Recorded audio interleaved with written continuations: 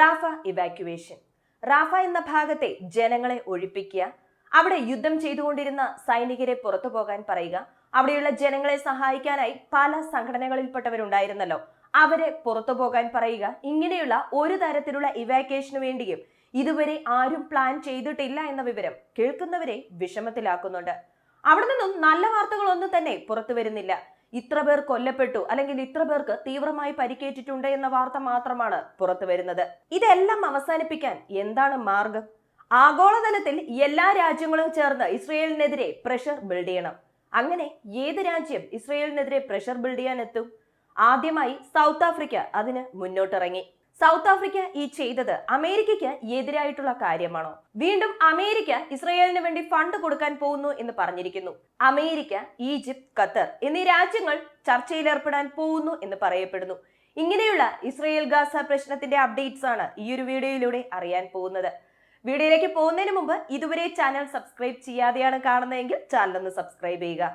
Voice of വിക്കിയിലേക്ക് എല്ലാവർക്കും സ്വാഗതം. അമേരിക്കയെ സംബന്ധിച്ച് ഇസ്രയേൽ പരാജയപ്പെടാൻ പാടില്ല, ഉക്രൈൻ പരാജയപ്പെടാൻ പാടില്ല. ഉക്രൈൻ പരാജയപ്പെടാൻ പാടില്ല എന്ന് അമേരിക്ക വിചാരിക്കുന്നതിന്റെ റീസൺ നമുക്കറിയാം. കാരണം റഷ്യ വിജയിക്കാൻ പാടില്ല, തായ്വാനെയും സംരക്ഷിക്കണം. അങ്ങനെ ഇസ്രയേൽ, ഉക്രൈൻ, അതുപോലെ തായ്വാൻ എന്നീ 3 രാജ്യങ്ങൾക്ക് വേണ്ടി ഫോറിൻ എയ്ഡ് എന്ന് പറയാം. ഇങ്ങനെ 3 രാജ്യങ്ങൾക്ക് വേണ്ടി അമേരിക്ക മാറ്റിവെച്ച 95.6 ബില്യൺ അമേരിക്കൻ ഡോളറിന് അമേരിക്കൻ സെനറ്റ് സഭ അപ്രൂവൽ കൊടുത്തു കഴിഞ്ഞു. ഇതിൽ നിന്നും തന്നെ ഒരു കാര്യം വ്യക്തമായി മനസ്സിലാക്കാം: ഈ യുദ്ധം ഇപ്പോഴൊന്നും അടുത്തിടെയൊന്നും അവസാനിക്കാൻ സാധ്യതയില്ല. ഈ യുദ്ധം ഇങ്ങനെ നീണ്ടു പോയിക്കൊണ്ടിരിക്കുമെന്നത് കൃത്യമായി മനസ്സിലാകുന്നുണ്ട്. ഇതിൽ അമേരിക്ക ഇസ്രയേലിന് വേണ്ടി മാത്രമായി 14 ബില്യൺ അമേരിക്കൻ ഡോളർ മാറ്റിവെച്ചിട്ടുണ്ട് എന്ന് പറയുന്നു. അതിനും അമേരിക്കൻ സെനറ്റ് സഭ അപ്രൂവൽ കൊടുത്തു എന്നാണ് പറയപ്പെടുന്നത്. സോ ഇപ്പോൾ ഇസ്രയേൽ എന്താണ് ചെയ്യുന്നത്?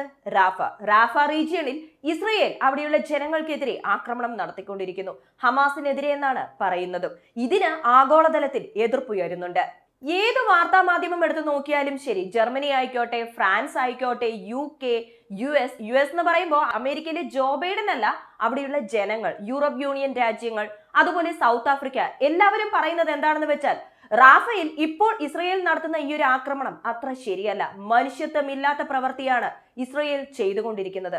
ക്രൂരതയ്ക്കും അപ്പുറം ഒരു വാക്കുണ്ടെങ്കിൽ അതാണ് അവിടെ ചെയ്യുന്നത് എന്ന് പറയുന്നു. അവസാനമായി ലഭിച്ച റിപ്പോർട്ടുകളുടെ അടിസ്ഥാനത്തിൽ ഏകദേശം ഈ ഒരു യുദ്ധത്തിൽ 28,000-ൽ പരം ആളുകൾ, ഏകദേശം 29,000 അടുത്തെത്തി എന്നാണ് പറയുന്നത്. അത്രയും പേർ മരണപ്പെട്ടിട്ടുണ്ട്. യുദ്ധം ആരംഭിച്ച് 130 ദിവസങ്ങൾ പിന്നിട്ടും കഴിഞ്ഞു. 130 ദിവസത്തിൽ 30,000 പേരോളം മരണപ്പെട്ടു. അതിൽ 40% കുട്ടികളാണ്. അതിലും പകുതിയിൽ കൂടുതൽ 10 വയസ്സിന് താഴെയുള്ള കുട്ടികളാണ് എന്നതൊക്കെ കേൾക്കുമ്പോൾ ഇതല്ലേ വംശഹത്യ? ഇതിനെതിരെയല്ലേ ജനങ്ങൾ ശബ്ദമുയർത്തേണ്ടത്? അങ്ങനെ ശബ്ദമുയർത്തുന്ന ഒരു രാജ്യമായി സൗത്ത് ആഫ്രിക്ക മുന്നിട്ടിറങ്ങിയിരിക്കുന്നു. സൗത്ത് ആഫ്രിക്ക ഇസ്രയേലിനെതിരായി ഇസ്രയേൽ വംശഹത്യ ചെയ്യുന്നു എന്ന രീതിയിലുള്ള ഒരു കേസ് ഇന്റർനാഷണൽ ക്രിമിനൽ കോർട്ട് ജസ്റ്റിസിൽ കേസ് ഫയൽ ചെയ്യുന്നു. അങ്ങനെ ഒരു ഇടക്കാല ഉത്തരവ് പുറത്തു വന്നു. ഇസ്രയേൽ ചെയ്തത് വംശഹത്യയാണ്. അതിന് നിരവധി തെളിവുകളുണ്ട്. ആ തെളിവുകളൊന്നും നശിപ്പിക്കാൻ പാടില്ല എന്നും പറഞ്ഞ് ICCJയിൽ നിന്നും ഉത്തരവ് വരുമ്പോൾ സൗത്ത് ആഫ്രിക്ക ഈ ഒരു വിധിയെ ആഘോഷമാക്കി. ഞങ്ങളുടെ ജീവിതത്തിൽ ഞങ്ങൾ ചെയ്ത ഏറ്റവും നല്ല പ്രവൃത്തിയാണ് ഇത് എന്ന് സൗത്ത് ആഫ്രിക്ക പറയുന്നുണ്ട്. അതേ സൗത്ത് ആഫ്രിക്ക വീണ്ടും ICCJയിൽ പറഞ്ഞിരിക്കുന്നത് എന്താണെന്ന് വെച്ചാൽ, ഇവിടെ നടക്കുന്നതൊന്നും കാണുന്നില്ലേ? ശ്രദ്ധിക്കുക.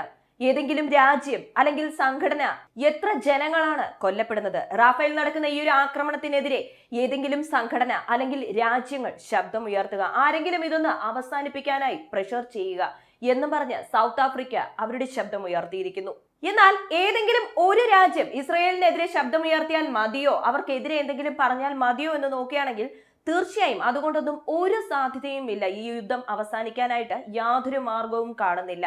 പല രാജ്യങ്ങൾ ഒന്നു ചേർന്ന് പ്രവർത്തിക്കേണ്ടി വരും. കഴിഞ്ഞ ദിവസം ഒരു അമേരിക്കൻ സിറ്റിസൺ മരണപ്പെട്ടിട്ടുണ്ട്, കൊല്ലപ്പെട്ടിട്ടുണ്ട് എന്ന് പറയാം. വെസ്റ്റ് ബാങ്കിൽ 8 ഇസ്രയേലീസ്, അതായത് ഇസ്രയേലിൽ നിന്നും അവിടെ കുടിയേറി പാർത്ത 8 പേർ അവിടെയുള്ള പാലസ്തീനിയൻസിനെതിരെ ആക്രമണം നടത്തി. ഈ 8 പേർക്കെതിരെയും പല രാജ്യങ്ങളും സാമ്പത്തിക ഉപരോധം ഏർപ്പെടുത്തിയിട്ടുണ്ട്.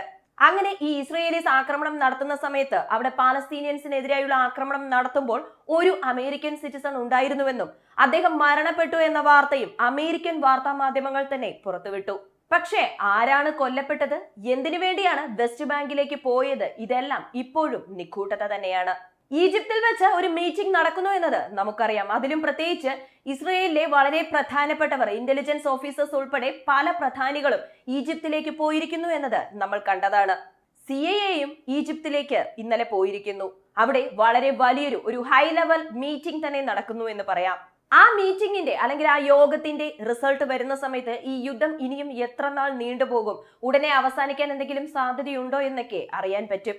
ഇനി അഥവാ എല്ലാ രാജ്യങ്ങളും, ഇപ്പോൾ ഒട്ടുമിക്ക രാജ്യങ്ങളും ഇസ്രയേലിനെതിരെ ശബ്ദം ഉയർത്തുന്നുണ്ടല്ലോ, അതുകൊണ്ട് ഇസ്രയേലിന്റെ ഹോസ്റ്റേജസ് സ്വാപ്പ് എന്തെങ്കിലും നടക്കാൻ സാധ്യതയുണ്ടോ? ഹമാസ്, അതായത് ഇപ്പോ പാലസ്തീനിയൻസിനെ കുറെ പേരെ ഇസ്രയേൽ തടങ്കലിലാക്കിയിട്ടുണ്ടല്ലോ, അങ്ങനെയുള്ളവരെ റിലീസ് ചെയ്യണമെന്നതാണ് ഹമാസിന്റെ ഏക നിബന്ധന. ഇതിൽ എന്തൊക്കെ സംഭവിക്കും, എന്തൊക്കെ സംഭവിക്കില്ല എന്നത് ഒരു വലിയ ചോദ്യചിഹ്നമാണ്. സോ ഈ ഒരു മീറ്റിംഗ് ഈജിപ്തിൽ വെച്ച് നടന്നുകൊണ്ടിരിക്കുന്നു. ഈ മീറ്റിംഗ് നല്ല രീതിയിൽ തന്നെ അവസാനിക്കണം, എത്രയും പെട്ടെന്ന് യുദ്ധം അവസാനിക്കണം, എല്ലായിടത്തും സമാധാനം വ്യാപിക്കണം. ഇതാണ് പലരുടെയും പ്രതീക്ഷ. അതേപോലെ ഈജിപ്തിൽ വെച്ച് ഇങ്ങനെ ഒരു മീറ്റിംഗ് നടക്കാൻ പോകുന്നു എന്നറിഞ്ഞ ഹോസ്റ്റേജസിന്റെ ഫാമിലി മെമ്പേഴ്സ് ഉണ്ടല്ലോ, ഇപ്പൊ ഇസ്രയേലിലുള്ളവരെ ഹോസ്റ്റേജസ് ആയിട്ട് ഹമാസ് പിടിച്ചു വെച്ചിട്ടുണ്ടല്ലോ, അവരുടെ ഫാമിലി മെമ്പേഴ്സ് തെരുവിലിറങ്ങി സമരം ചെയ്യുന്നു. നെതന്യാഹു ഈജിപ്തിൽ വെച്ച് നടക്കുന്ന ഈ ഒരു മീറ്റിംഗിൽ പങ്കുചേരണം, അതിനുശേഷം നല്ലൊരു തീരുമാനം എടുക്കുകയും വേണം. 130 ഹോസ്റ്റേജസ് ആയി പിടിച്ചു വെച്ചിരിക്കുന്നവരെ റിലീസ് ചെയ്യിക്കുകയും വേണം. അതിനുള്ള നടപടിക്രമങ്ങളൊക്കെ സ്വീകരിക്കുക എന്നും പറഞ്ഞ വലിയ രീതിയിൽ അവിടെയുള്ളവർ സമരം ചെയ്തുകൊണ്ടിരിക്കുന്നു എന്ന വിവരം പുറത്തു വന്നിട്ടുണ്ട്. പക്ഷെ ഇതൊക്കെ നെതന്യാഹു ചെവി കൊള്ളുമോ ഇല്ലയോ എന്നതും ഒരു വലിയ ചോദ്യം തന്നെയാണ്. അതുപോലെ ഐക്യരാഷ്ട്രസഭയുടെ സെക്യൂരിറ്റി ജനറൽ പറഞ്ഞിരിക്കുന്നത് എന്താണെന്ന് വെച്ചാൽ, റാഫ എന്ന റീജിയണിൽ ഇസ്രയേൽ ഇപ്പോൾ ചെയ്യുന്നത് വംശഹത്യ തന്നെയാണ്. ഈ വംശഹത്യ എത്രയും പെട്ടെന്ന് പ്രതിരോധിക്കണമെന്നാണ് അദ്ദേഹം പറഞ്ഞത്. അടുത്തത് അമേരിക്കയെ സംബന്ധിച്ച് നാസർ എന്ന ഹോസ്പിറ്റലിൽ ഇസ്രയേൽ വലിയൊരു ആക്രമണം നടത്തി. അതിന്റെ പ്രത്യാഘാതം വളരെ ക്രൂരമാണെന്നും അമേരിക്ക തന്നെ സമ്മതിച്ചിട്ടുണ്ട്. അമേരിക്ക സമ്മതിച്ചു എന്ന് പറഞ്ഞതിൽ കാര്യമില്ല, കാരണം അവരുടെ സുഹൃത്തായ ഇസ്രയേലിനെതിരെ ശബ്ദമുയർത്താൻ അമേരിക്കയ്ക്ക് കഴിയുന്നില്ല, ഇസ്രയേലിനെ മാറ്റി നിർത്താനും അമേരിക്കയ്ക്ക് കഴിയുന്നില്ല. അടുത്തത് 28 ഇസ്രയേലീസ്. ഇസ്രയേലിൽ നിന്നും വെസ്റ്റ് ബാങ്കിലേക്ക് കുടിയേറിയ 28 പേർക്കെതിരെ ഫ്രാൻസ് സാമ്പത്തിക ഉപരോധം ഏർപ്പെടുത്തിയിരിക്കുന്നു. ഒരു സേഫ് കോറിഡോർ നിർമ്മിക്കണം, ഒരു സേഫ് കോറിഡോർ നിർമ്മിച്ച് അവിടെയുള്ള ജനങ്ങളെ സംരക്ഷിക്കണമെന്ന ഒരു റിക്വസ്റ്റ് ജർമ്മൻ ഭരണകൂടം ഇസ്രയേലിന് കൊടുത്തിരിക്കുന്നു. അടുത്തത് റഷ്യ. റാഫ എന്ന റീജിയണിൽ ഇസ്രയേൽ നടത്തുന്ന ഈ ആക്രമണം നിർത്താനായി എന്ത് സഹായം വേണമെങ്കിലും ഞങ്ങൾ ചെയ്യാം, അതിന് എന്തെങ്കിലും റോൾ ഞങ്ങൾക്കുണ്ട് എന്നുണ്ടെങ്കിൽ അത് പെർഫെക്റ്റ് ആയിട്ട് തന്നെ ചെയ്തു തീർക്കാമെന്ന് റഷ്യ അറിയിച്ചിരിക്കുന്നു. അതായത് അവിടെ സമാധാനം ഉണ്ടാകാൻ എന്ത് വേണമെങ്കിലും ചെയ്യാം, അതിന് ഞങ്ങൾ തയ്യാറാണ് എന്ന അറിയിപ്പാണ് റഷ്യയുടെ ഭാഗത്തു നിന്നും വന്നിട്ടുള്ളത്. ഗാസ ഭാഗത്തുണ്ടായിരിക്കുന്ന ഈ വയലൻസ്, അതുമൂലമുണ്ടായ നാശനഷ്ടങ്ങൾ, മനുഷ്യജീവൻ, ഇതിനെല്ലാം പെട്ടെന്ന് ഒരു തീരുമാനം എടുക്കണമെന്ന് തുർക്കിയുടെ എർഡഗോണും അഭിപ്രായപ്പെട്ടു.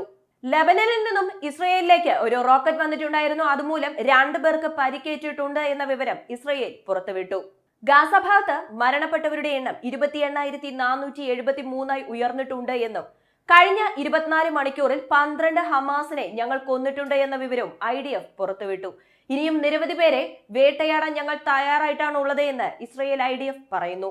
അടുത്തത് പാലസ്തീനിയൻസിന്റെ ഡിസ്പ്ലേസ്മെന്റ് വളരെ ക്രൂരമായിരിക്കുകയാണ്. അതുപോലെ തന്നെ ഇസ്രയേലിന്റെ ആക്രമണവും അതിതീവ്രമായും അതിക്രൂരമായിരിക്കുകയാണ്.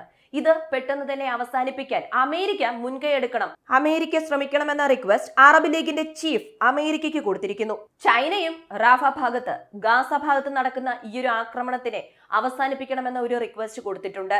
ഇങ്ങനെയുള്ള പല രാജ്യങ്ങൾ, പല സംഘടനകൾ പല സമയങ്ങളിൽ ഇസ്രയേലിനെതിരെയുള്ള പ്രഷർ ബിൽഡ് ചെയ്യുന്നു എന്ന വിവരം നമുക്ക് ലഭിക്കുന്നുണ്ട്. പക്ഷേ റാഫ അറ്റാക്ക് ഇസ്രയേൽ അവസാനിപ്പിക്കുമോ ഇല്ലയോ എന്നുള്ളതിന്റെ തുടർ അപ്ഡേറ്റ് കാണാനായി വോയിസ് ഓഫ് വിക്കി സബ്സ്ക്രൈബ് ചെയ്യുക. വീഡിയോ ഇഷ്ടമാവുകയാണെങ്കിൽ ലൈക്ക് ചെയ്യുക, ഷെയർ ചെയ്യുക. വീണ്ടും അടുത്ത വീഡിയോയിൽ കാണാം. നന്ദി, നമസ്കാരം.